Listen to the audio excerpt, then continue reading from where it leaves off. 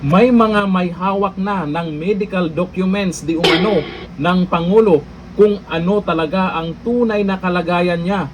Kung totoo man itong hawak na kung sino man na medical documents ng Pangulo, hanggang kailan itatago ni Auntie Claire? Kasi kanina si Auntie Claire, may mga katanungan yung media dyan. Ang sabi pa nga ng mga media, may mga pinorward din sa kanila. At yung isa, sinasabi, yung source niya ay doktor mismo ng St. Luke's.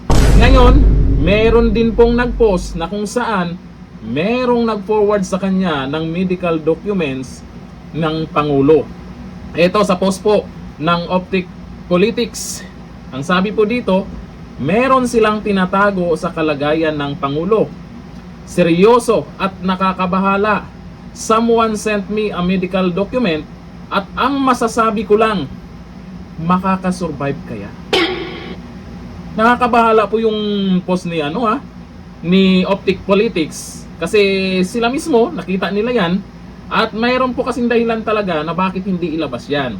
Unang-una, yung doktor na nagbigay sa kanila. Kaya yung media din kanina doon sa nagtatanong kay Auntie Claire ay hindi din niya mabanggit kung sino yung doktor kasi baka binabawalan sila na i-public yan. Pero kung hindi mananahimik ang taong bayan, mag-iingay para lumabas yung katotohanan, mapipilitan talaga sila na sabihin kung ano talaga ang totoong nangyari sa ating Pangulo.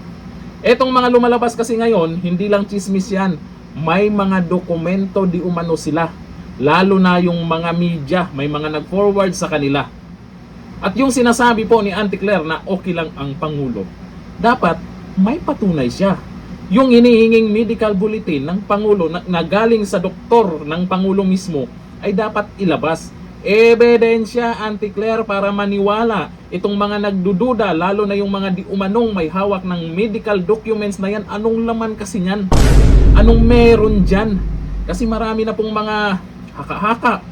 O hindi naman natin sure kung totoo yan. Pero pag yung mga media na kasi na magsalita na may finorward sa kanila, doktor yung nakausap nila sa St. Luke's mismo, kahit sabihin mo Auntie Claire na hindi naman doktor ng Pangulo yung nagsabi niyan, masyado mo namang minamaliit yung mga doktor.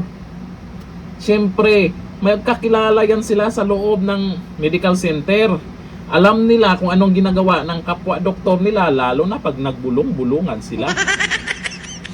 Para maniwala kami sa iyo, Auntie Claire, yung hinihingi ng taong bayan ng mga media na nag-interview dyan kanina, medical bulletin ng Pangulo. Kasi etong mga post na to, nakakabahala ito. Hihintayin pa ba natin na sila yung mag-post mauna sa'yo? Baka kasuhan na naman kasi itong mga to pag nagpo-post tong kagaya kay Optic Politics, kung i-post yung mga dokumento. Di ba? Baka makasuhan pa sila. Alam mo naman, sa panahon ngayon, kaso agad. Di ba? Ay sana, hindi po natin titigilan ito kung ano talaga yung totoo, kung sino talaga yung nagsasabi ng totoo. Kasi pwede naman sana tayong maniwala kay Auntie Claire, pero wala siyang inilabas na ebidensya. Sa tingin nyo, kanino kayo maniniwala? Sa paliwanag kanina kay Auntie Claire, may video po tayo na inilabas niyan kung ano yung pinagyayaw ni Auntie Claire na okay daw ang Pangulo. O dito sa media na nagsasabing may nag-forward sa kanila. At etong Optic Politics naman, may pinos na kung saan ay nakakabahala po ito. Concern lang po kami. Ako concern lang din po tayo kasi pag hindi magampanan ng Pangulo ang kanyang trabaho, kawawa ang Pilipino.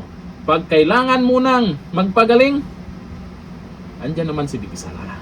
Ang importante ngayon, alamin natin ang katotohanan. Hanggang dito lang, thank you. Bye-bye.